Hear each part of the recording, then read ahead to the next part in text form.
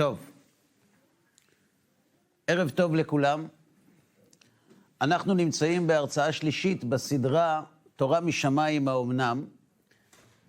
לפני שאנחנו פותחים את הפרק השלישי, אזכור בפניכם בקצרה את הנקודות שבהם עסקנו בפרקים הקודמים.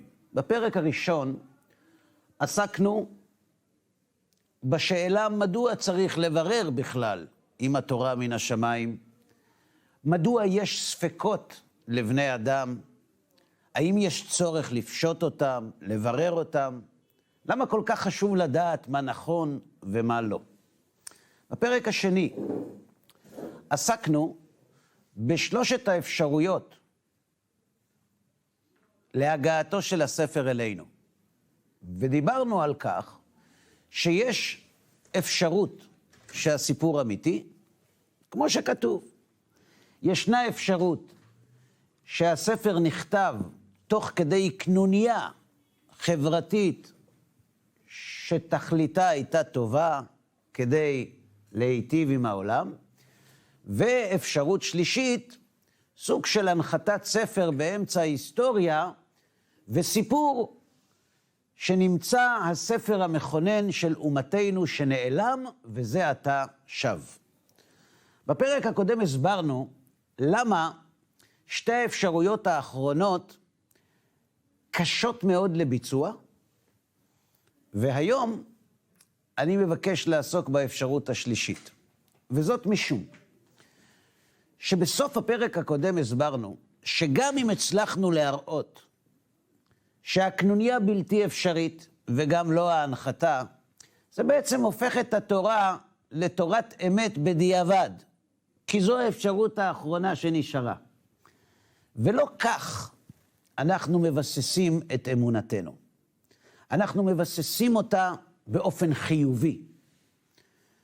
ולכן אבקש בערב הזה ברשותכם לנסות להציג לפחות את תחילת המהלך, כיצד ניתן בכל זאת להוכיח שספר התורה שיש בידינו אכן ניתן ממשה בהר סיני, והוא עבר בדייקנות עד ימינו. לפני שאני מציג את הדברים,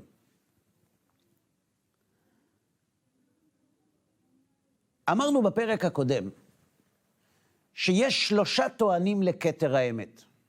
אני לא מכיר עוד.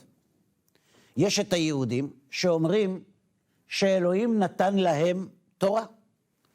יש את הנוצרים שאומרים שהאלוהים נתן ליהודים את התורה, והתחרט ונתן להם תורה חדשה, ומעתה היא האמת. וישנם המוסלמים שטוענים שאלוהים נתן ליהודים את התורה, וכיוון שהם לא האמינו אף על פי מה באותו האיש, אז הנצרות גם היא קיבלה תורה חדשה, אבל יש עדכון, והקדוש ברוך הוא נתן תורה אחרת, אחרונה, באופן סופי, בדרך מוחלטת בהחלט, וזה הקוראן. כלומר, מול השופטים בבית המשפט לחקר האמת, ניצבים 3 טוענים, יהודים, נוצרים ומוסלמים. כולם נאמנים עליי. כשהנוצרים מספרים את הסיפור שלהם, אני מאמין להם. כשהמוסלמים מספרים את הסיפור שלהם, גם להם אני מאמין. וכיוון שגם להם אני מאמין, לא יפה כשהיהודים מספרים את הסיפור שלהם, להם לא להאמין. ואני מבקש להסביר. אמר לי פעם מישהו, אתה יודע למה אתה דתי? כי נולדת בבית דתי ואתה יהודי. אם היית נולד בבית מוסלמי, לא היית כזה. אני זוכר, הייתה לי הרצאה בטכניון, ודיברתי על כך שרק ליהדות יש הוכחות לאמיתות התורה. רק היהודים יכולים להוכיח שהמסמך שלהם ניתן משמיים. הנוצרים אוסרים את ההוכחה ודורשים מן האדם אמונה בלבד. המוסלמים אומרים שיש להם הוכחות, אבל הן לא משכנעות בכלל, ולכן מי שנשאר זה רק אנחנו. אחרי ההרצאה ניגש אליי סטודנט, ואמר לי, אני קצת נפגעתי מדבריך. מדוע? אני שואל אותו. הוא אומר לי, תראה, אני מוסלמי. האמת שהייתי צריך לחשוב על זה קודם. ואתה אומר שלנו אין הוכחות לאמיתות הקוראן? בוודאי שיש לנו. אמרתי לו, קודם כל, אני מתנצל אם טעיתי והטעיתי. שנית, אני אשמח מאוד שתשכיל אותי בהוכחות, כדי שבפעם הבאה לא אטעה שוב. הוא אומר לי, יש המון. אמרתי לו, מה? איזה הוכחות יש? מישהו ראה את מוחמד מדבר עם המלאך גבריאל במערה? הוא אומר לי, תקשיב, הקוראן כתוב בצורה כל כך פיוטית, שבלתי אפשרי שבן אנוש יכתוב יצירה מושלמת כל כך. אמרתי לו שתי תשובות בדבר. א', יכול להיות שעד היום לא היה, ובעתיד יהיה. ואם בעתיד יהיה מישהו שיכתוב ספר יפה יותר מן הקוראן, מה יקרה להוכחה הזאת בדבר אמיתות הקוראן? ומה יעשו כל המוסלמים שעד היום האמינו באסלאם רק בגלל שלא נמצא ספר מרתק יותר? שנית, בשונה מהיהדות, האסלאם הוא דת אוניברסלית. כלומר, המוסלמים טוענים שכולם צריכים להאמין בתורת האסלאם, בדיוק כמו הנוצרים. ההבדל בין הנוצרים למוסלמים זה שכל אחד מנסה לפתח ולרבות ולהרבות את מאמיניו בדרכו הייחודית שלו. הנצרות בעזרת המיסיון, והאסלאם בעזרת דברים אחרים. היהדות אינה כזאת כפי שאתם יודעים. וכאן בדיוק הבעיה עם ההוכחה, אמרתי לו. כדי להוכיח שהקוראן כתוב בצורה על-אנושית, קודם כל צריך לדעת ערבית. ומי שלא יודע ערבית, כיצד תהפכו אותו למאמין באסלאם בעזרת ההוכחה שהקוראן כתוב בצורה כל כך פיוטית, כשהוא לא מבין מה כתוב שם. תרגום לא יעזור, כי תרגום, כמו שאתם יודעים, לוקח את כל התלת מימד מן הכתוב. אלא מה? אנחנו נלמד אותם ערבית, ואז הם יבינו, גם כאן יש בעיה. כדי להבין שספר כתוב בצורה פיוטית על-אנושית, לא מספיק לדעת את השפה. צריך לחיות את התרבות.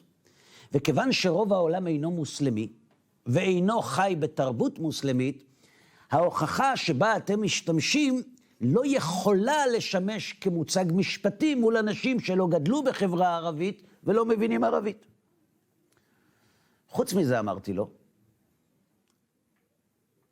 אתה ראית את מוחמד מדבר עם המלאך גבריאל? הוא אומר לי, לא, אבל גם אתה לא ראית את משה מדבר עם אלוהים. נכון. אז מי אמר לך, שאלתי אותו, שזה נכון? הוא אומר לי, תקשיב, יש לנו עוד הוכחה.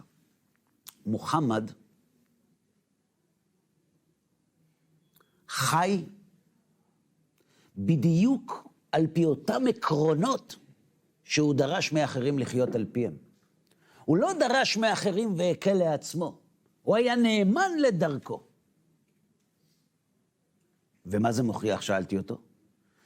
אם מוחמד, הוא אומר, לא היה מדבר עם המלאך גבריאל, אז מה, הוא היה אומר לעצמו לעשות את מה שהוא דרש מאחרים?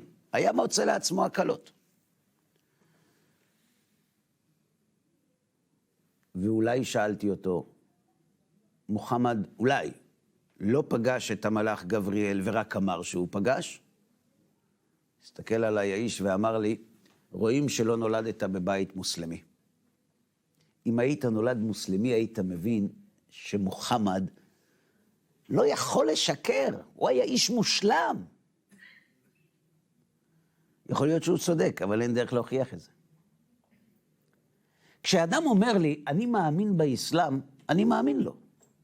כשבן אדם אומר לי, הסיפור של האסלאם אמיתי, אני גם מאמין לו. בדיוק כמו שהוא אמר לי, מנין לך שמשה דיבר עם אלוהים. אבל למה אני מאמין? מה מספר המוסלמי? המוסלמי מספר שיום אחד מוחמד הלך למערה, ופגש שם את המלאך גבריאל, והמלאך אמר לו הרבה דברים חשובים, ומוחמד חזר לאנשים וסיפר להם מה אמר לו המלאך, והם קיבלו עליהם לעשות את מה שהוא אמר. והאנשים האלה שמוחמד סיפר להם שהוא פגש את המלאך, האמינו לו באמונה שלמה. והם סיפרו לילדים שלהם שמוחמד פגש את המלאך. והילדים האמינו להורים שלהם, וסיפרו לילדים שלהם שמוחמד דיבר עם המלאך, עד שהגענו לטכניון. ואתה עומד מולי ואומר, ברור שהוא דיבר איתו. אנשים לא משקרים. ואני אומר, נכון, אנשים לא משקרים, אבל מהי העדות האסלאמית? העדות האסלאמית היא עדות של אנשים שמעידים שהם פגשו אנשים שפגשו אנשים שמוחמד סיפר להם שהוא דיבר עם מלאך. הם לא ראו בעיניים. ולכן לעדות המוסלמית אין תוקף משפטי, כי החוליה הראשונה חתוכה. לא ראו אותו מדבר. ולכן אני מאמין למוסלמי כשהוא מספר לי שאבא שלו סיפר לו, שאבא שלו סיפר לו, שאבא שלו סיפר לו שמוחמד דיבר עם מלאך. אני מאמין שהוא סיפר, אבל אני לא בטוח שהוא פגש, כי אין עדים. אותו דבר עם הנצרות. הנצרות מספרת שישו הלך על המים כשהיו מים בכנרת, ושהוא חילק לחם לאלפי אנשים וכולם סבו, ושהוא ריפא חולים. מי מספר את זה? פאולוס. האוונגליונים, שנכתבו לאחר מותו של ישו.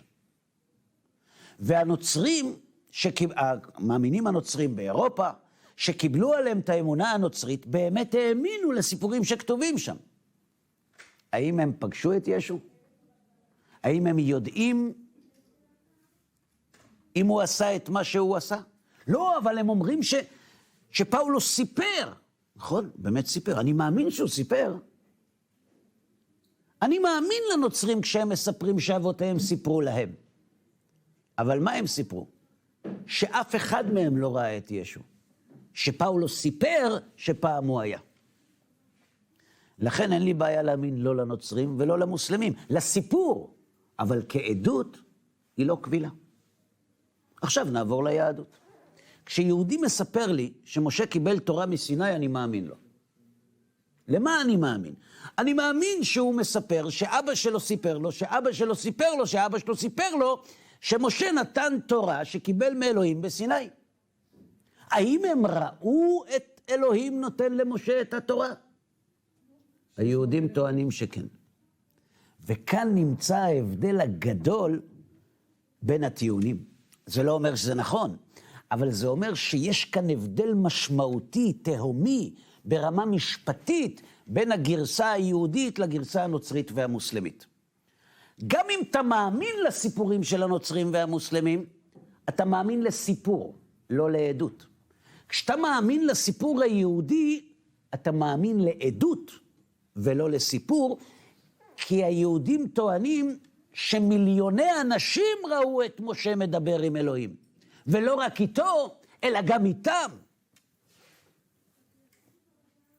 ולכן,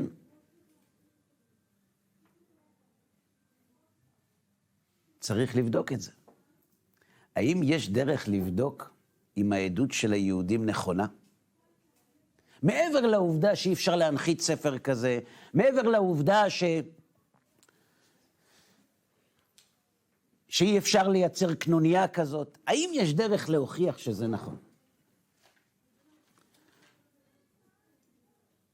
אני חושב שכן, ואנסה לעשות זאת יחד איתכם, בסדר? רק לפני שאנחנו מתחילים, ברשותכם,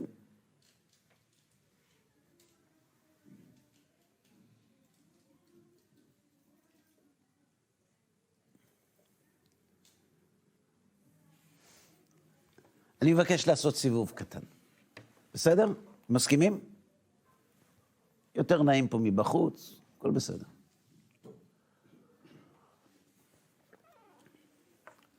במהלך השנים פגשתי ניצולי שואה רבים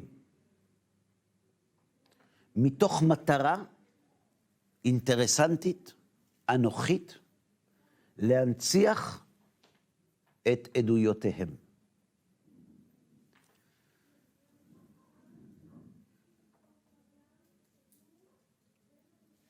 לפני בערך חודש ימים, התקשרה אליי אישה, ואמרה לי שישנה אישה יקרה, בת 94, שצופה בהרצאות שלי, ביוטיוב, מבוקר עד ערב. כי בגיל 94 כבר בפנסיה, בדרך כלל. והיא רוצה לבוא לפגוש אותי. אמרתי לה, גברתי, אנשים בגיל 94 לא באים לפגוש, הולכים לפגוש אותם. איפה היא גרה? אמרה לי, היא גרה ליד אשקלון. אמרתי, בסדר. אז בעזרת השם יש לי הרצאה באשקלון בעוד שבוע, אני אגיע אליה. ובאתי לבקר אותה. והיא גוללה בפניי את סיפורה. את סיפורה הטרגי של יהודייה הונגריה, שבגיל 14 עברה את השואה, ועלתה לארץ ישראל, ובדרך התחתנה גם עם בעלה, והקימה בית נאמן בישראל, עם בנים ובנות, נכדים ונכדות, נינים ונינות, צאצאים וצאצאיות, וזכתה לאריכות ימים. ואני ישבתי איתה, וכיוון שאני פחות או יותר מכיר את המסלול שעשו יהודי הונגריה, גם בתאריכים וגם בשמות, תחקרתי אותה. ממש תחקור. מתי זה קרה, ומתי הוא הלך, ומתי היא חזרה, ומי היה אז באותה תקופה באזור שלכם, ולאיזה מחנה, ממש תחקור. עכשיו תראו, כשיושבים מול בן אדם כזה בגיל 94, שבלי עין הרע, מדובר באישה צלולה באופן בלתי נתפס, זוכרת שמות, זוכרת תאריכים. אגב, היא סיפרה לי שבחנוכה 1945, הם ישבו, אני לא חושב. אני אומר 1945 ולא 44, כי כמדומני זה היה ב-1945. השחרור היה במאי. אני חושב שזה היה ממש לפני השחרור. השחרור היה באפריל. גם אפריל זה אחרי חנוכה. חנוכה זה נובמבר, משהו, זה אחרי השחרור. אפריל 45, אתה מתכוון. אנחנו מדברים על ינואר, דצמבר 45. דצמבר 45 זה אחרי השחרור. אתה מדבר על חנוכה. כן, דצמבר 44, נכון. או דצמבר או ינואר, נכון. אתה רואה, אי אפשר לסבן. מישהו אומר משהו, ישר תופסים אותו. אתה רואה, זה טוב מאוד. בקיצור, חנוכה תש"ה. טוב? הם ישבו במבנה של בית ספר, כחלק מגדודי העבודה ההונגרים, וילדה בגיל 13 מוציאה מהתיק חנוכיה עם נר. היא אומרת לי, תחשוב, לוקחים ילדה מהבית, על מה היא חושבת? מה היא שמה בתיק? היא זכרה שעוד מעט חנוכה, אז היא דחפה חנוכיה ונר, ורצינו להדליק את הנר. אבל הייתה שם אישה מבוגרת מאוד, בת 45, ילדות בן 13 נקראת מבוגרת, וכיבדנו אותה להדליק את הנר. וכשישבתי מול הנרות, אמרתי, נדרתי נדר, אמרתי, ריבונו של עולם, אני לא ידעתי שיש ארץ ישראל. אני לא ידעתי שיש יהודים בארץ ישראל. אם אני אנצל, אני מבטיחה לך, אני אחיה רק בארץ ישראל. ובאמת, מיד אחרי השואה, הם עלו לארץ וקבעו את משכנם ליד אשקלון. יהודי נוסף, שנתקלתי בסיפורו המיוחד, היה שמו רב אהרון אדלייט, זיכרונו לברכה. הוא היה יושב לידי בבית הכנסת. באחד מחגי שמחת תורה, אחרי שהוא רוקד, הוא לפתע מתיישב במקום שלו, והפנים שלו היו קצת אפורות. עכשיו, הוא היה חולה לב. מיד ניגשתי אליו, אמרתי לו, רב אהרון, אתה לקחת את הכדור, אתה רוצה לשתות משהו? אז הוא אומר לו, הכל בסדר, אהרון, תמשיך, הכל בסדר. אני קצת צריך לנוח. אמרתי לו, למה? הוא אומר לי, לא, זה לא קשור אליך, זה הכל, אני מרגיש טוב, הכל בסדר. אמרתי לו, אבל למה אתה ככה? חג עכשיו, למה אתה לא שמח? הוא אומר לי, אתה לא באמת רוצה לדעת. עכשיו, כשאומרים לי, אתה לא באמת רוצה לדעת, באמת רק את זה אני רוצה לדעת. התיישבתי לידו, אמרתי לו, אני פה, ספר לי. הוא אומר לי, נזכרתי בשמחת תורה שעברתי בשואה. הייתי ילד בן 14. לקחו אותי מהונגריה לבירקנאו, בקרונות הבקר, עם כל המשפחה המורחבת שלי. הוא היה אז בן 13 פלוס. תוך יום אחד נשארתי לבד בעולם. מכל האנשים שהיו איתי בקרון לא נותר איש. הייתי בבלוק שהיו בו למעלה מ1,000 ילדים שיועדו להמתה בגז. מחנה הצוענים, בלוק 13. שמות, מספרים. ובשלב מסוים הוציאו אותנו מהבלוק, הגיע מישהו ואמר שצריכים ידיים עובדות, והוציאו איזה 15 נערים, ואני בתוכם, לקחו אותנו לגרמניה, כדי לעבוד בשדות ולהוציא תפוחי אדמה מן האדמה, כיוון שהחיילים, הגברים הגרמנים, כמעט כולם היו מגויסים למלחמה לקראת סופה. כשאני שמעתי את הסיפור הזה, סמרו שערותיי. ישנו סיפור שמספר רב צבי הירש מייזליש, הגאון הרב צבי הירש מייזליש, עליו השלום, מגדולי הדיינים בהונגריה, בהקדמה לספרו. ושם הוא מספר, לא נרחיב בסיפור, אבל הוא מספר על דו-שיח שהתנהל בינו לבין אבא לילד שהיה בבלוק הילדים בבירקנאו, ובא לשאול את הרב אם מותר לו להציל את הבן שלו, כי הוא יודע שאם הוא ישחד את השומרים והם יוציאו את בנו, הם יחטפו ילד אחר כדי למלא את המכסה ושיפסוק לו. אין שום עדות נוספת לסיפור הזה. ישנה רק עדות אחת של יוסף זלמן קליינמן, שהעיד במשפט אייכמן משנת 62, שסיפר שהיה בלוק של ילדים במחנה הצוענים, לא מעבר לזה. ואני שנים חיפשתי מקור נוסף, לא שחס וחלילה לא האמנתי לסיפור של הרב מייזליש, אבל זה ריתק אותי. ולידי בבית הכנסת יושב יהודי, שלפי תומו מספר לי, שהוא היה בבלוק הילדים, בבלוק 13 מחנה הצוענים בבירקנאו, בימים הנוראים שבין ראש השנה לסוכות, בדיוק בתאריכים שהרב מייזליש מדבר עליהם. אחרי שהוא סיים את הסיפור, שאלתי אותו אם הוא מכיר את הרב מייזליש. אמר לי בוודאי.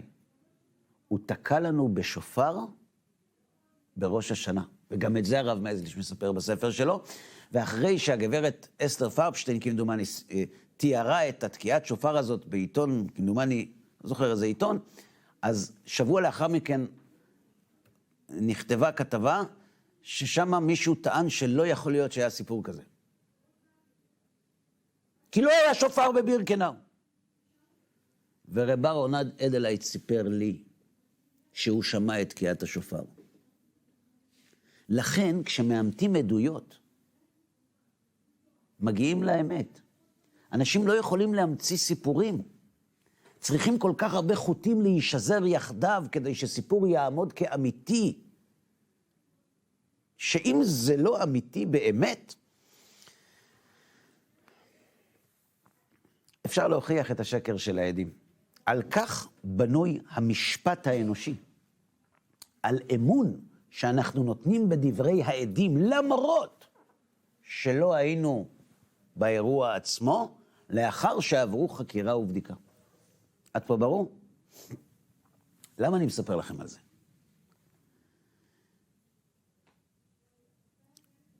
יש היום אנשים, לא רק היום, גם לפני 30 שנה, שטוענים שלא הייתה שואה. נכון? מכחישי שואה. דיוויד אירווינג, ארנסט זונדל, ועוד אחרים. דוקטור אבו מאזן. כן. אבו מאזן. דוקטור על כך. כן, כן. כתב דוקטורט, כן. בכל מקרה, לא הייתה. אז מה כן היה? שמע, מתו 200-300 אלף יהודים. היו יהודים במחנות עבודה, אין ספק, אבל גם מתו הרבה, כי במלחמה, השכבה הסוציו-אקונומית הנמוכה ביותר, גם משלמת את המחיר הגבוה ביותר. אבל מכאן ועד המתה תעשייתית, יזומה, מכוונת, בגז, היו תאי גז לחיטוי בגדים. ככה הם טוענים. יימח שמם וזכרם. אתה שואל את עצמך, איך אנשים מסוגלים בחיי העדים? עומדים אנשים ואומרים, אליהו רוזנברג, אני הייתי בטרבלינקה. והוא אומר, לא היה. אז אם כשיש עדים יש אנשים שמכחישים, המכחישים מתחלקים לשני סוגים. המכחישים המקצועיים מכחישים בגלל אנטישמיות, והמכחישים הלא מקצועיים מכחישים בגלל חוסר הסבירות. זה לא נשמע הגיוני. זה באמת לא נשמע הגיוני שהעם התרבותי ביותר באירופה מסוגל לייצר סתניות כזאת בלתי נתפסת. אז זה לא יכול להיות. אז היהודים, אתה יודע, היהודים תמיד מגזימים, מדברים בידיים. אתה לא יכול בגלל... כשיש עדים, מה יקרה כשלא יהיו? אנחנו חיים בדור שמחבר את הדור שהיו בו עדים לדור שלא יהיו בו עוד עדים, לאירוע הטראומטי ביותר בחיי האומה היהודית, בהיסטוריה היהודית. אני שואל אתכם שאלה, זו לא חובה מוסרית לשמר את האירוע הזה כעדות משפטית קבילה? האם אין לנו חובה כלפי הנרצחים שכתבו בחיל מנו, בפרוזדור שדרדר אותם לתוך מסעיות הגז, בדם, על הקירות, יד נקומה, תנקמו יהודים. אנחנו לא חייבים להם משהו? האם זו לא חובה בסיסית לייצר מנגנון שלא ייתן לשואה להיעלם מתודעת האנושות? השאלה רק איך עושים את זה. אז כשיש עדים, הכי פשוט זה להביא אותם לבתי הספר. וזה מה שעושים.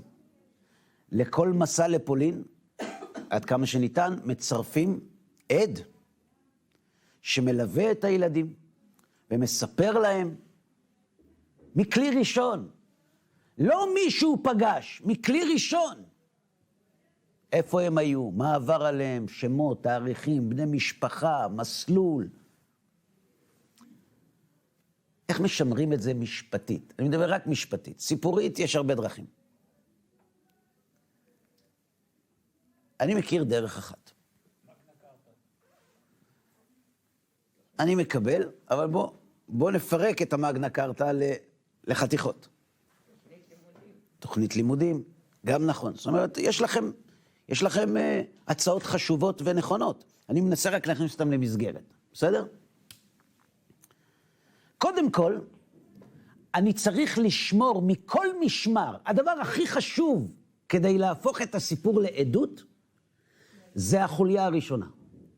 כלומר, שהדור השני לניצולי השואה יקבל את העדות מן הדור הראשון. זה הכי חשוב, כי אם אין לי את זה, יש נתק בין ההורים לילדים, כי יש הורים שלא סיפרו.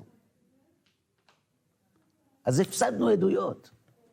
לא יהיה ניתן להוכיח אותה משפטית. סבתי עליה השלום, כמעט לא סיפרה כלום ממה שעבר עליה בשואה. והיא עברה את השואה, עד כמה שניתן לומר, ברכות. זה נשמע מזעזע, אבל בשביל לסבר את האוזן. לא מוכנה לדבר. אני תמיד חשבתי שהיא לא מספרת, כי היא רוצה לחסוך מהנכדים שלה את הטראומות האלה. בשביל מה הם צריכים לשמוע את זה? שיהיה להם טוב. אבל אני חושב שזה לא נכון. יש סיבה יותר עמוקה. אתם יודעים שערכים עושים מסעות לפולין. ולפעמים אני משתתף כחלק מהצוות, כמדריך במסעות האלה. בפעם הראשונה שחזרתי מפולין, הגעתי למדרשה שבה אני מלמד, אחרי היעדרות של 8 ימים.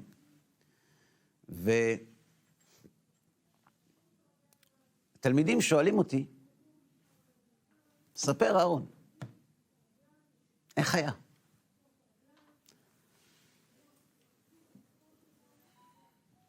אמרתי להם, הסתוברת, איך היה?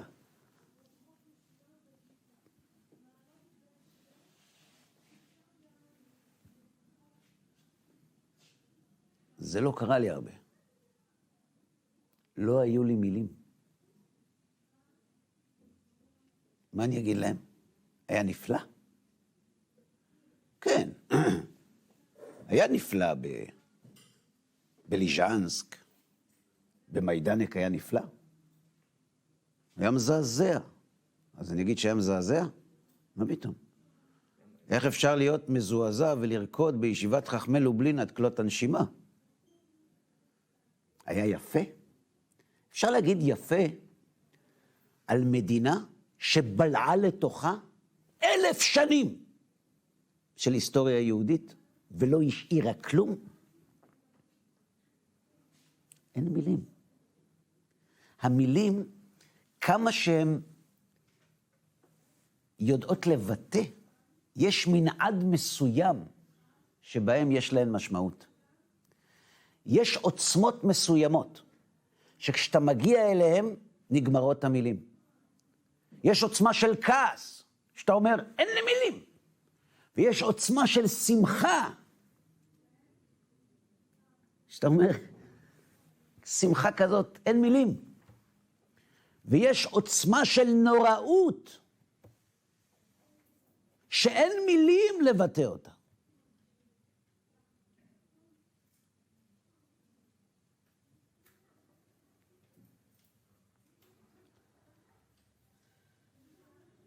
בטרנוב, הבטליון ה-64 של קריגר,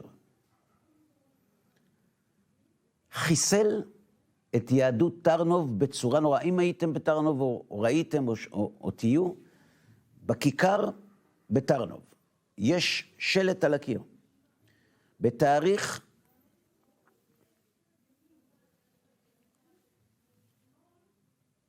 ביולי 1942.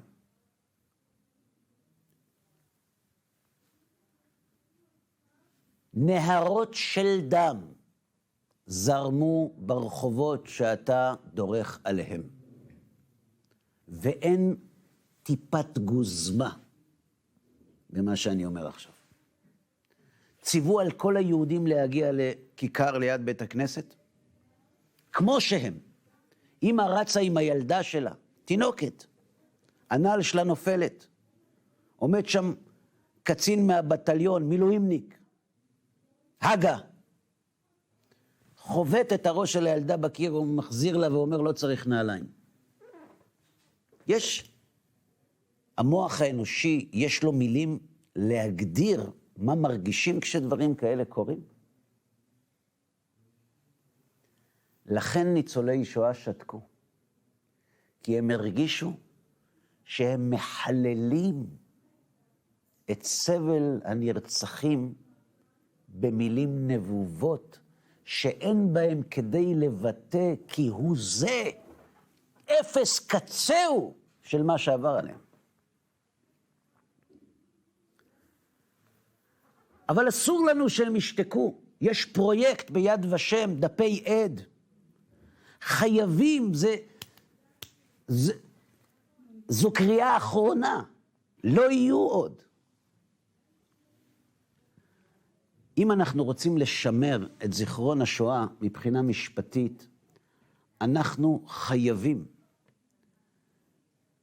להעביר את כל העדויות לדור שני, לא לדור שלישי. שלא יהיה נתק, אחרת משפטית לא מדובר בעדות, אלא בסיפור, אם תרצה תאמין, אם לא תרצה לא.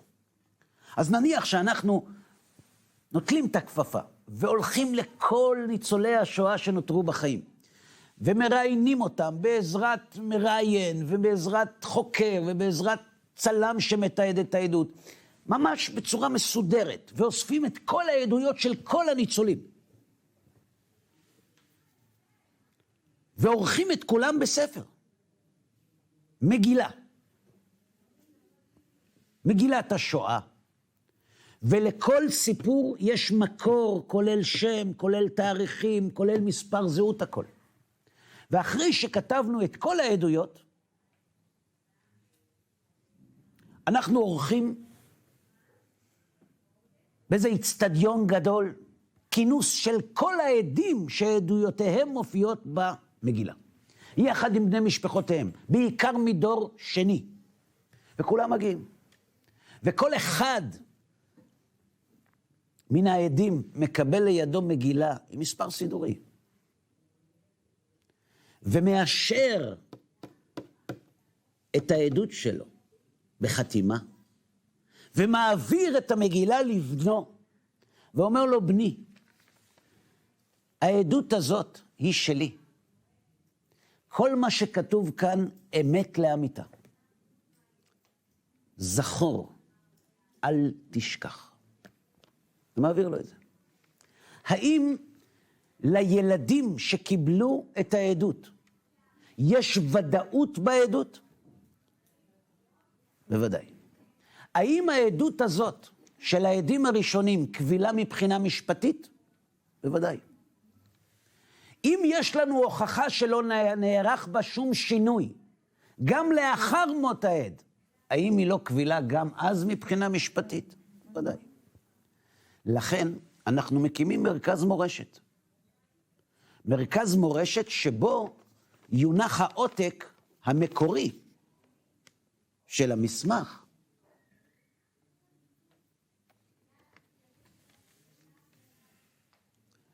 השאלה היא מה יקרה אם יבוא מישהו אחרי שהמסמך נחתם, ויגיד, למה ייגרע חלקי? גם לי יש עדות. למה לא הכנסתם אותה? והוא יעשה דין לעצמו, ויכניס בתוך המגילה את הסיפור שלו. אתם יודעים מה יקרה? יתחילו לצוץ עשרות אלפי גרסאות למגילה, שירסקו את האמינות המשפטית שלה. כי אם כל אחד יכול לעשות מה שהוא רוצה, איך אני יודע שזה באמת עבר בצורה מדויקת? לכן, מרגע שנחתמה המגילה, נאמר בפני כולם, מי שיביא מגילה שאין בה את הנוסח המקורי, מדובר במגילה מזויפת. וכדי למנוע לזות שפתיים או רצון בכלל לעשות דבר כזה, יש טכניקה מאוד פשוטה. מה קורה אם אנחנו רוצים למנוע זיוף של ספר? אתם יודעים מה צריך לעשות? להפיץ אותו במיליוני עותקים. ברגע שאתה מפיץ מסמך במיליוני עותקים, אם מישהו יזייף את העותק שלו, העותק שלו ייפלט. הוא לא יצליח להיטמע בעותקים של כולם. מה גם שהעותקים של כולם זה אולי הדבר הכי קדוש שיש להם בבית. בדרך כזאת, גם בזקנותם של בני הדור השני, המגילה תישמר באותנטיות שלה, במקוריות שלה, ותמשיך לשמש מוצג משפטי. האם עד כאן אתם מסכימים? נכון? הבעיה היא שגם הדור השני עתיד להיעלם ולהידחק מפני הדור השלישי. אבל כל עוד תהיה בידינו ההוכחה שהמסמך הזה עבר ללא נתק בשלשלת, גם אם יעברו 200 שנה, אם יש לנו את הרשימה המדויקת של ההורים שהעבירו לילדים, גם עם 200 שנה, זה עדיין יהיה קביל מבחינה משפטית. שיש בעיה קטנה. כדי שזה יקרה, אנחנו צריכים להקים מועדון שיעביר את העדות. כי לאנשים יש עיסוקים בחיים, ותסכימו איתי שנכדים לניצולי שואה לא התעניינו בשואה כמו ההורים שלהם, ונינים לניצולי שואה עוד פחות מתעניינים עליהם, כן הם עשו עבודת שורשים. דור חמישי, השואה בשבילו היא סיפור. מה הוא יהיה מוכן לעשות בשבילה? לכן צריך להקים אנשי מקצוע, מועדון של אנשי מקצוע, שזה התפקיד שלהם. מחלקת החינוך, נכון, מסכים איתך. איך שאנחנו משמרים את תשעה באב, ככה צריך, אני לא... יותר את אומרת. אני מסכים. השואה זה דבר שקרוב אלינו.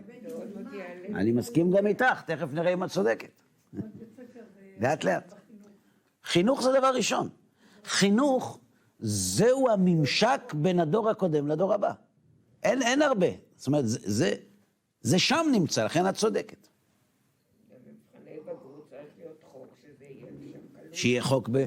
שיהיה חוק שמבחני בגרות תהיה כלולה היסטוריה של השואה, אני מסכים איתך. אני כל מה שקשור לשימור השואה מסכים איתך, מראש. ועוד מעט לא יהיה זמן לעשות את זה. נסכים.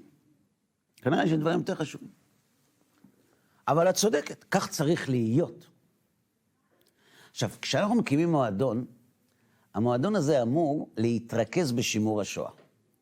איך אנחנו עושים את זה? אז אני רוצה לספר לכם על מועדון, ויכול להיות שהוא קיצוני, ולכן הוא לא מתאים לכל אחד. אבל כרגע אני לא עוסק בשאלה איזה טראומות המועדון הזה גורם לחבריו, אלא בשאלה האם מועדון כזה מסוגל לשמר עדות שעוברת מן הדור הראשון לשני, לשלישי, לרביעי ולחמישי, מבחינה משפטית. למשל,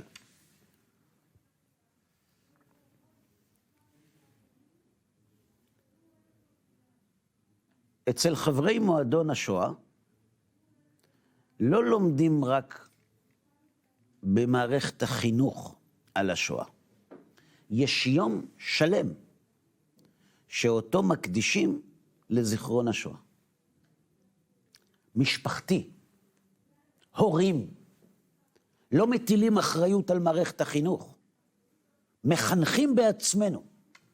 כל יום שלישי, הולכים לפארק, יושבים,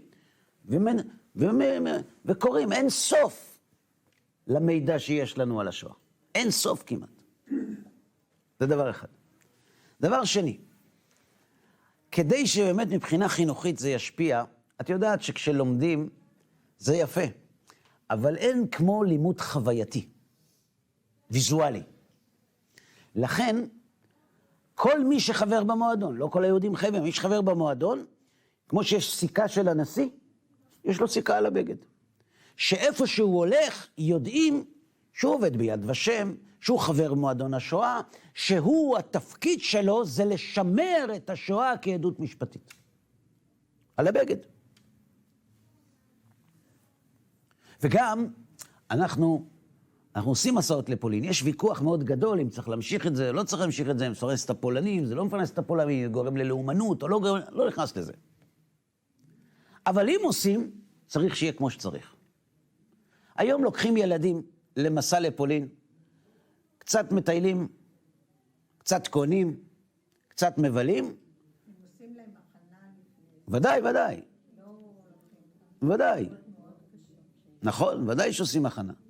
אבל יש כאן, אני רוצה להגיד לך מה אני מציע. אני מציע לא לקחת אותם לבקר בבירקנאו, לשכן אותם שם. שירגישו, שירעבו, שיחוו. זו חוויה שלא שוכחים. ראינו, יש תמונות, יש הסרטות, קראנו שירים, זה חשוב. אבל אין תחליף לחוויה. כשאתה משכיב, אני אתן לכם דוגמה, כשאני נמצא עם אנשים במסע בפולין, יש צריפים במחנות שיש בהם את הדרגשים שהיו ישנים עליהם האסירים. היו ישנים 10 אסירים על דרגש במקומות מסוימים. מה שאני עושה, זה, אני לוקח 10 אנשים, לא שמנים, לא רזים, ומעמיד אותם אחד דבוק לשני לאורך המיטה. יש את המיטה, תעמדו, 1, 2, 3. וכשמגיע העשירי, מתברר שצריך קצת להצטופף. הם לא עומדים אחד ליד השני. זה להצטופף. אמרתי להם, עכשיו תחשבו שאתם ישנים על המיטה הזאת, ומישהו רוצה להסתובב בלילה מצד לצד. אין אפשרות.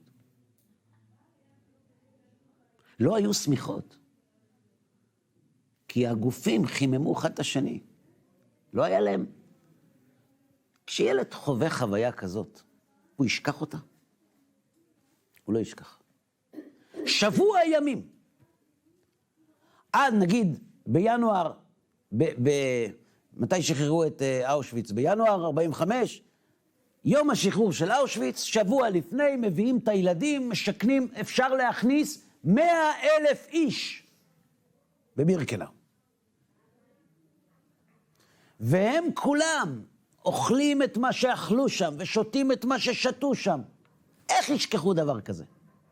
אני לא יודע איך הם יחזרו מבחינה נפשית, אבל לשכוח את האירוע הזה הם לא ישכחו. אגב, במקום לחזור לארץ במטוס סילון, שזה מעבר כל כך חד ובלתי נתפס בין זוועות המחנות לציביליזציה, אקסודוס.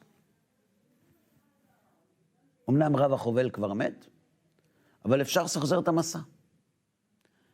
מחלות ים, הקאות, מסע. מי ישכח דבר כזה? העלייה לארץ. נכון, את צודקת. רובם לא ירצו לנסוע, אבל מי שינסע, ישכח? לכל החיים טראומה. אז תראי, בענייני טראומות אני פחות מתעסק. אותי מעניין רק דבר אחד. האם ילד שעבר אירוע כזה, ויצטרך לשכוח פרקים מחייו, האם לפי דעתך זה לא יהיה הפרק האחרון שהוא ישכח? יפה. אני צריך אנשים כאלה כדי לשמר את מועדון השואה. לא מספיק שיש לי עדות. אני צריך אנשים שיעבירו אותה, כי אם תהיה עדות ולא יהיו עדים, דור אחר דור אחר דור, מה עשינו? צריך להכניס את זה לבחינות בגרות. זה אמרת. אבל זה לא מספיק. אגב, יש לי עוד רעיון. תראי, אנחנו יהודים. פה בארץ, כשאתה הולך ברחוב, אתה פוגש מישהו, סטטיסטית הוא יהודי. אבל כשאתה הולך בחול ברחוב, זה לא בטוח. וכשאתה נתקע, אתה צריך עזרה. אם האדם שעומד מולך הוא יהודי, מן הסתם הוא יעזור לך. אם לא, הוא אפשר שגם. אבל יהודי ודאי יעזור לך. עכשיו תראי, כשאני עומד במנהטן, ונתקעתי בלי כסף, ואני לא יודע מה לעשות, ופתאום אני רואה מישהו עם ציצית, אני ניגש אליו. אני לא מדבר יידיש, אבל אנחנו יהודים. נסעתי עם אשתי לבקר קרובי משפחה בניו יורק. לקחנו רכב מהמארח שלנו ונסענו. אז עוד לא היה ווייז וכל זה. ואתה צריך לסובב עם הוראות הגעה. בקיצור, הגענו לאיזה מקום שלא ידענו איך קוראים לו, אבל ברור לנו שיהודים אין שם. וזה גם היה מאוד מפחיד. עכשיו, אשתי מסתכלת עליי, ואני לא יודע מה לעשות. כן, לא נעים, יש אנשים בחוץ, לא נעים בכלל. פתאום, אני מחפש אנשים, פתאום אני רואה, זה היה מין בתים כאלה, שאתה עולה איזה 6 מדרגות, 7 מדרגות, וזה דופלקסים כאלה. ארוכים, בתים קלאסיים. והבזיק לי מזוזה. ראיתי מזוזה. עצרתי במקום.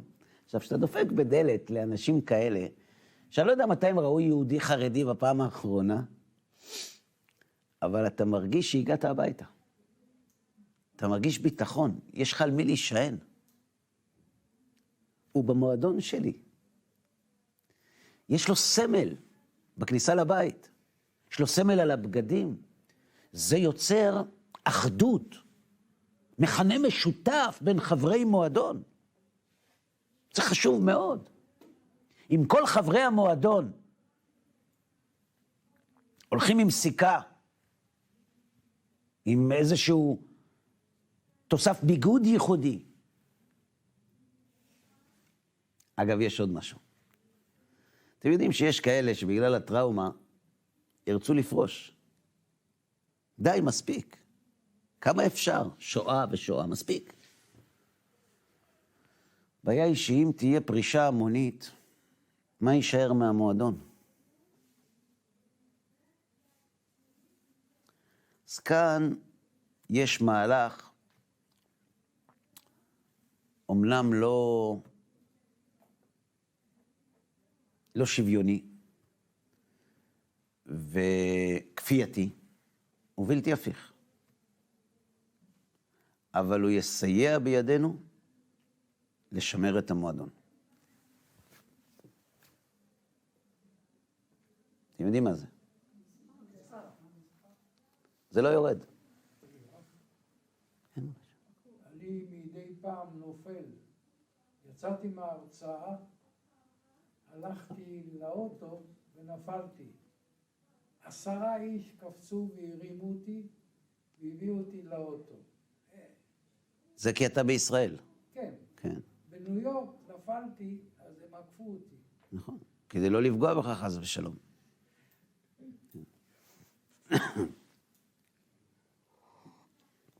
מספר כחול על היד, חברים, זה משהו מאוד אכזרי. אבל עזבו עכשיו טראומות ואכזריות. בן אדם כזה ילך לים, ירצה או לא ירצה, יגידו לו, אתה מהמועדון. השבוע, סנטור איטלקי קרא לחברתו הסנטורית היהודייה לא בשמה, במספר שלה שיש לה על היד. זה משהו שאתה לא יכול להתעלם ממנו. עכשיו אני רוצה לשאול אתכם שאלה. אם יש מועדון שהילדים עוברים בו שטיפת מוח כזאת, יום בשבוע מדברים רק על השואה, וגם לוקחים אותם לא פעם בחיים לבירקנאו, כל שנה. שבוע בבירקנאו ככה על... ואחר כך באקסודוס, כל שנה. והם הולכים עם תגים, ועם זה, ופה, וסיפורים, ועל הדלת, וגם מספר. אני לא יודע אם הם יישארו שפויים, אבל כל עוד חברי המועדון האלה נשארים, יש הוכחה משפטית לשואה. גם אם העדים אינם. ועל זה מבוססת היהדות, כמו שאתם יודעים. זה דמיוני, מי יכול לחשוב? זה לא דמיוני. כבודו, זה לא דמיוני, הנה אני מספר. זה קורה היום. זה קורה עם זה. מה זה? זה תנ"ך של הרבנות הצבאית. לא הרבנות הצבאית כתבה. זה בהוצאת הרבנות הצבאית. למה אני לא המצאתי אותו? המועדון הזה כבר קיים. אתם ואני חלק ממנו. זו העדות. זו המגילה. מה כתוב כאן? עומדים 600,000 איש. ואומרים, איך עוד 1,000 ו2,000 ו3,000 שנה יוכלו הנינים והצאצאים שלנו לעמוד בהרצאה או בבית משפט ולהגיד התורה הזאת אמת. זה סיפור. צריך שהשלשלת לא תינתק. בשביל זה צריך 2 דברים, עדות ומועדון. מה עושים עם העדות? אוספים את כל האנשים. אתם ניצבים היום כולכם לפני השם אלוהיכם. ראשיכם, זקניכם, שוטריכם, שבטיכם, כל איש ישראל. מחוטב עציך עד שואב ממך לעוברך בברית השם אלוהיך ובעלתו, אשר אנוכי קוראת עמך היום. ורק דור ראשון, כי לא את בניכם אשר לא ראו ואשר לא שמעו את מוסר השם אלוהיכם, כי עיניכם הרואות.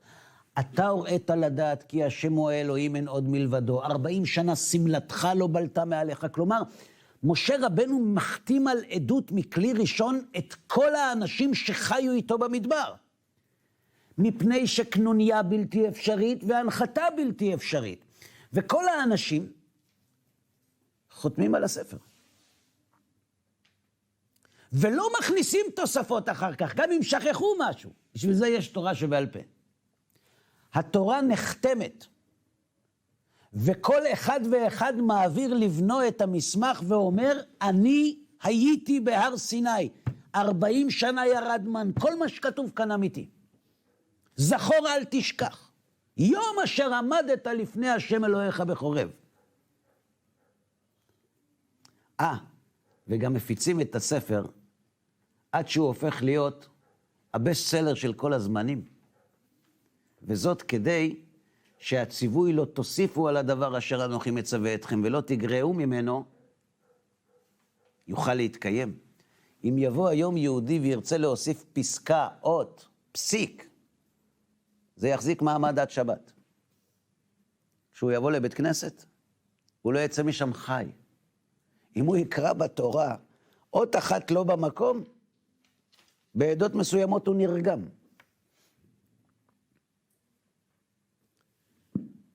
הספר הזה, יש לו רק גרסה אחת. אתם יודעים למה? כי אסרו להוסיף אליו כלום, ולגרוע ממנו כלום, והפיצו אותו במיליונים של עותקים, וכל שנה הוא עובר הגעה ציבורית בבית כנסת, מדי שבת, עד שבשנה שלמה מסיימים את הספר, ולא מניחים אותו עם טעות אחת, בלי לתקן. בדיוק מהסיבה הזאת. לשמר אותו מבחינה משפטית. אגב, גם מקימים מרכז מורשת, משכן, בית מקדש. מה שמים במקום הכי קדוש במשכן, בקודש הקודשים? ארון, עם כפורת וכרובים. ונתת אל הארון את העדות אשר אתן אליך. האלוהים מתייחס לספר התורה וללוחות שמשה שם בארון כעדות. למה? כדי לשמר את היכולת להוכיח את אמיתות התורה. ובמעמד הגדול הזה, מעבירים ההורים לילדים שלהם את הספר.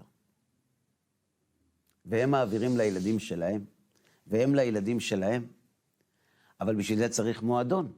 במועדון הזה יש 613 מצוות. זה נכון, יכול להיות שמי שמקיים את כולם עובר טראומה, אבל אותנו לא מעניין את הטראומה. אותנו מעניין שימור העדות. למשל, יש יום בשבוע, קוראים לו שבת, ומה עושים בו? בליל שבת בקידוש, עומדים או יושבים? עומדים. למה עומדים? אתם יודעים למה? כי כשאתה מעיד עדות בבית משפט, אתה עומד. שאנחנו אומרים, ויחולו השמיים והארץ וכל צבאם, ויחל אלוהים ביום השביעי מלאכתו אשר עשה, וישבות ביום השביעי מכל מלאכתו אשר עשה.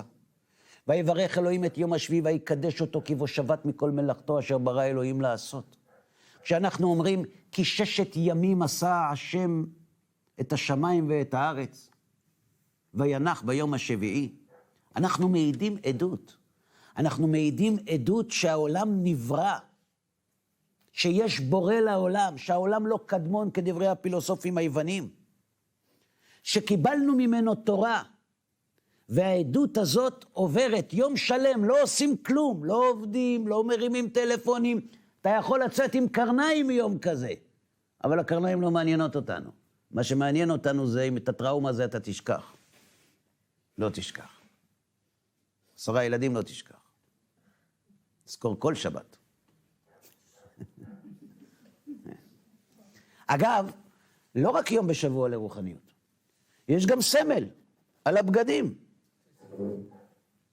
והיה לכם לציצית, וראיתם אותו, וזכרתם את כל מצוות השם ועשיתם אותם. מה המטרה של הציצית? כפולה. קודם כל שאתה תזכור באיזה מועדון אתה. ודבר שני, שאם חבר מועדון נתקע באיזשהו מקום, הוא יודע מי נמצא במועדון שלו. תפילין, לאות על ידך ולטוטפות בין עיניך, כי בחוזק יד הוציאך השם ממצרים. וזכרת כי עבד היית במצרים, על כן ציווך השם אלוהיך לשמור את יום השבת. זכר ליציאת מצרים. כל הזכר הזה, אתם יודעים כמה פעמים כתוב בתורה זכר ליציאת מצרים? עשרות פעמים. למה? כי אם אנחנו נזכור את יציאת מצרים, יש לנו עדות. אבל שזה צריך מועדון. צריך אנשים, לא פרזיטים שיברחו מתחת האלונקה, אנשים שיקחו על הכתפיים שלהם את שימור המועדון, שיהיו מוכנים לשלם את המחיר שלו. מה אתם חושבים? לעשות פסח זה קל? פסח זה חג השחרור. זה ללכת למחנה, שבוע ימים, לאכול מצות, שזה לא פשוט בכלל. לאנשים מסוימים. אדם אכל 7 ימים מצות, האמת, עם יד על הלב. ישכח את זה? זכור את זה כל החיים.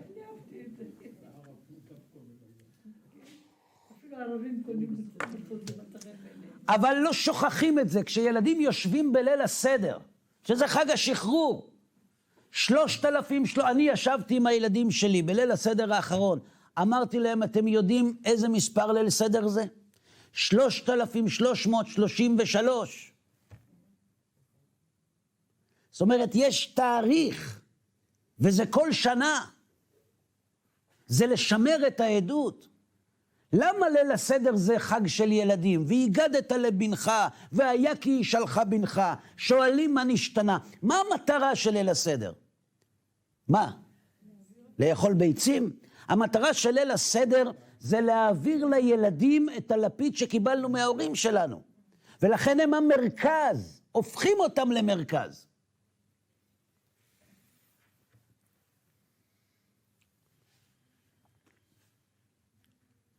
לא שוכחים את זה.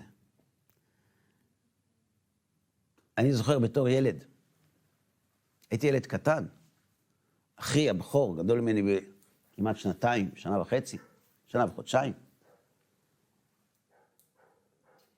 וחזרנו לבית כנסת. עכשיו, בעדה שלנו יש מנהג שאחרי שבוצעים את האפיקומן, מכניסים, אחד זה אפיקומן, ואחד אחרי כך מברכים. מכניסים את האפיקומן בתוך כזה מין ציפה, בשק כזה יפה, וכל אחד שם על הכתף. ראש המשפחה. העדה הנכונה. שם על הכתף.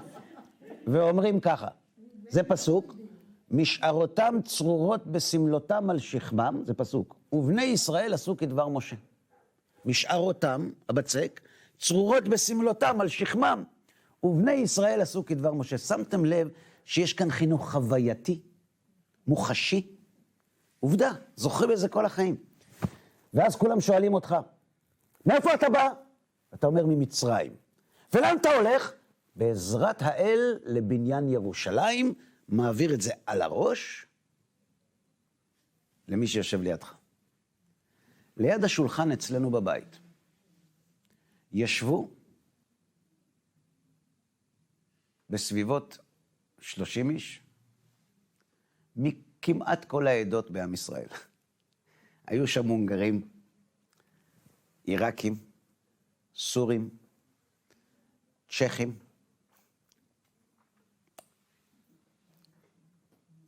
ועוד כמה עדות שאני כרגע לא זוכר. ואז הגיעו לאחי הבכור, הבן הבכור של אבא, הממשיך. והוא נעמד על הכיסא ואומר, יורה משארותם צרורות, ידע בעל פה, על שימותיהם, ואבא שלי קורן מאושר. ואז כולם שואלים אותו, ומאיפה אתה בא? אומר מבית כנסת. כולם צחקו חוץ מסבא שלי. לא אהב חידושים. היה שמרן. הסתכל על אבא שלי, ואומר לו, יא אבני, זה מה שלימדתי אותך? ככה מחנכים ילד?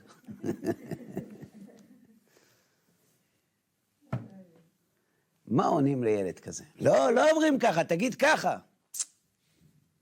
אבי הוא איש חינוך. הוא אמר לו, בני, אתה כל כך צודק. אני כל כך שמח שאתה מתעקש על האמת. נכון, אתה לא היית במצרים.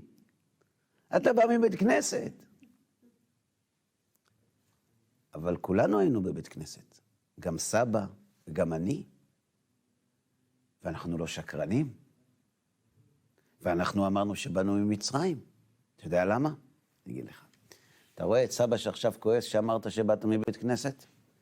כשסבא היה בגיל שלי, ואני בגיל שלך, וסבא שלי, אבא שלו היה בגיל שלו, עמדתי על הכיסא, ואז סבא שאל אותי, מאיפה אתה בא? וגם אמרתי לו מבית כנסת. ואז סבא לא כעס, הוא צחק, אז היה התור של סבא שלי לכעוס. ואז סבא אמר לי את מה שאני אומר לך. אתה יודע, בני? נכון, אנחנו באים מבית כנסת, ואתה רואה את אבא שלי שיושב כאן עכשיו?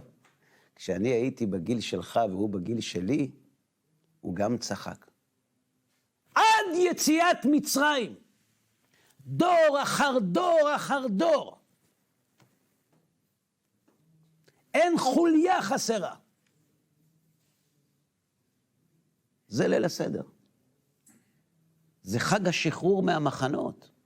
זה חג חווייתי, שכל מי שעבר אותו בכל עדה, לא ישכח את היום הזה ואת הלילה הזה בחייו. זה ההסבר היחיד שיש לי. לפתק שהשאיר אחריו, הרב יששכר דייוויס, השם ייקום דמו. זה שכתב את ספר התורה המיניאטורי שאילן רמון לקח איתו לחלל. הרב יששכר דייוויס היה הרב של רוטרדם בהולנד, והוא הובא למחנה ברגן בלזן. ובליל הסדר הם לא ויתרו. לא היה להם יין ולא מצות. אבל ליל הסדר הם עשו. אז אתה שואל את עצמך, למה? למה? עבדים היינו? עבדים אנחנו. בשנה הבאה גם עבדים לא יהיו. השתה אכל לשנה הבאה בירושלים? הסתכלו על הערובות. והוא תיקן בכתב ידו, שיש צילום של זה, ברכה לפני אכילת חמץ. לשם ייחוד קודשה בריחו ושכינתה. בדחילו ורחימו. רחימו ודחילו.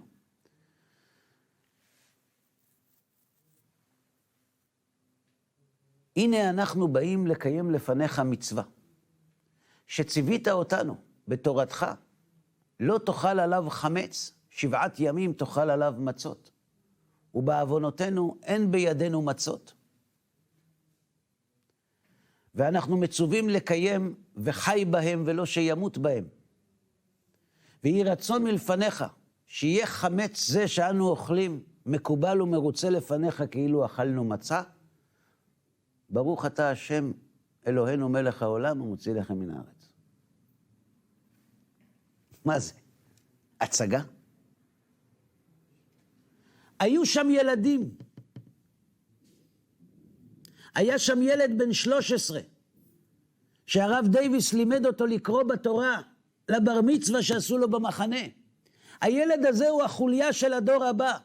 הילד הזה צריך לראות דור שעושה ליל סדר בכל מחיר, גם אם אין מצות. כי מדובר בהעברה משפטית. מי שוכח את זה? סוכות אותו דבר. סוכות זה האקסודוס שלנו. מה זה סוכות?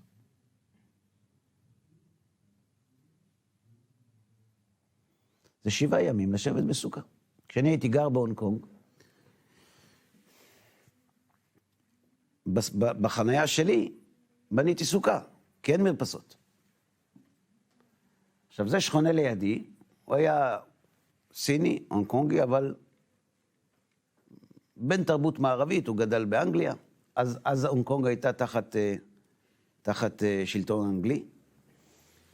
ואנחנו יושבים בסוכה עם בני הקהילה וכל הכלים והנרות והכל דולק, ובמבוק, הסוכה היא מבמבוק, ככה בונים סוכות שם. והלילה הראשון או השני, אני כבר לא זוכר, של החג, שומע את המכונית שלו חונה, פתאום הוא רואה, בחנה לידו במבוק.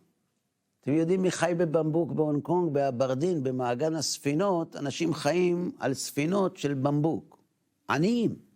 עכשיו, אנחנו גרים באזור יקר יחסית, והוא רואה במבוק של השכן המשונה שלו. דפק אצלי בסוכה. עכשיו, יושבים אנשים עם מניבות, חליפות, נרות דולקים, כלים יפים. פותחים לו את הדלת.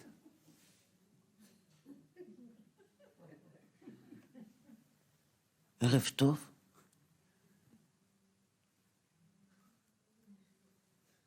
מה זה? מה זה? מה אני אגיד לו? שלפני 3,000 שנה יצאנו ממצרים, הוא יחשוב שאני מחוק לגמרי. אמרתי לו, קודם כל הכנסנו אותו. אתה יודע, נכון, סיפרתי לך שאני גר במזרח התיכון, במדינת ישראל, יהודים. אתה חושב שנולדנו שם? מה פתאום? כבשנו. היינו עבדים. רצו להרוג אותנו. שזה משפטים נכונים לכל ההיסטוריה שלנו. כן. ויום אחד קמנו, פרקנו עול, וחזרנו הביתה. עכשיו, לא היה לנו כלום. חסרי כל. חיינו במדבר, בדרך הביתה. איפה חיינו? מחנות עקורים, איפה היינו? אז במקום בתים, עשינו במבוק. ואחרי שההורים שלנו הגיעו לארץ, הם רצו שלא נעזוב אותה, רק כי בברלין המילקי יותר זול ב10 אגורות. ובעמק הסיליקון הציעו משכורת קצת יותר גבוהה, והתנאים הסוציאליים והמיסים קצת יותר נמוכים. הם רצו שנשאר כאן. אז כל שנה הם היו עושים במבוק. שבוע ימים, אוכלים, שותים, ישנים בבמבוק. ילד שעבר סוכות כהלכתו, לא ישכח את החג הזה בחיים שלו. את הקישוטים, את הריח. למה עושים את זה? הבמבוק.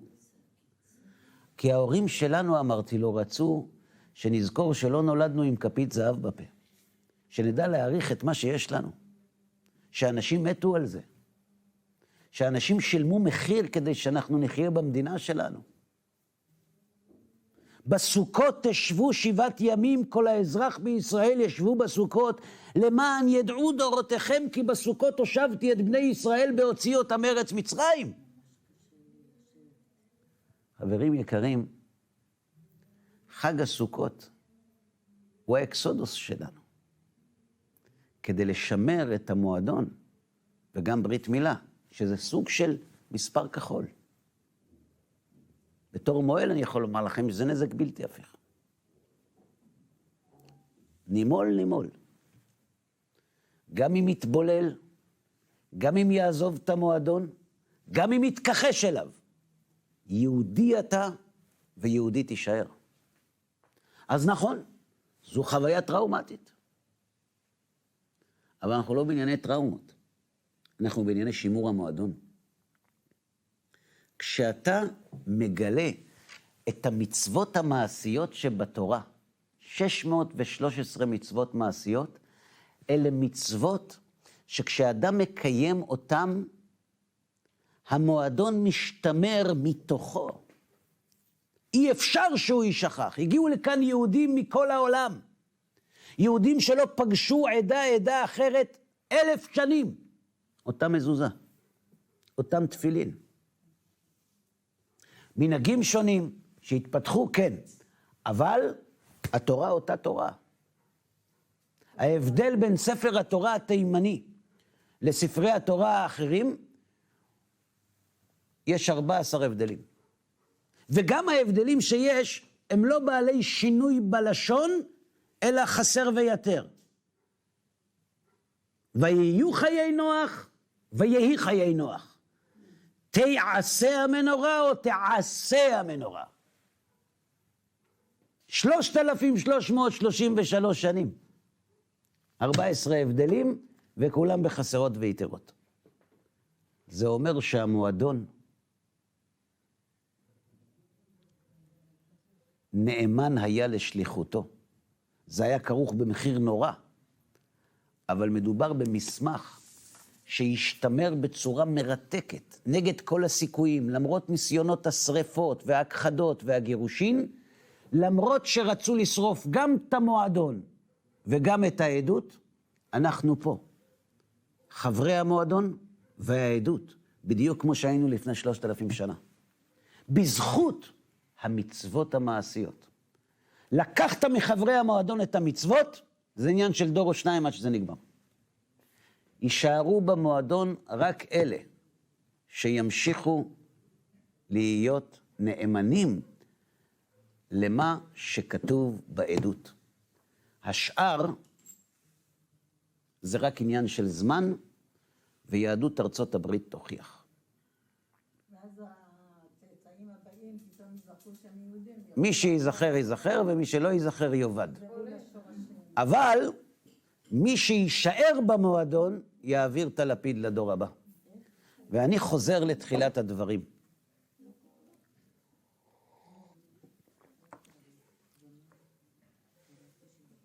יש רק ספר אחד שיש בו את המנגנון הזה. לא בנצרות ולא באסלאם. הספר בנוי כעדות מכלי ראשון שעוברת מאב לבן, שבו העדים הראשונים עדים לאירוע. זה יש רק ביהדות. רק ביהדות יש מערכת של עדות פלוס מועדון, עם הוראות מעשיות כיצד לנהל אותו, שנועדו לשמר את חברי המועדון נאמנים לעדות, דבר שהוכיח את עצמו יותר מ3,000 שנה. אנחנו לא מוכיחים את אמיתות המסמך, בגלל שהקנוניה וההנחתה בלתי אפשריות. יש הוכחות בדרך החיוב על אמיתות המסמך הזה. יש עדים ויש מועדון. לכן חברים, אם מישהו יאמר שהתורה אינה אמת, לאור 3 הפרקים הללו, חובת ההוכחה מוטלת עליו. שיבוא ויסביר איך למרות חוסר היכולת להנחית, למרות חוסר היכולת לעשות קנוניה, ולמרות המערכת הכל כך מורכבת של העברת הלפיד היהודי, היה אפשר לזייף את הספר הזה, ושזה יעבור בשתיקה. בפרק הבא נעסוק בהמשך מערך ההוכחות לאמיתות התורה. תודה רבה לכם.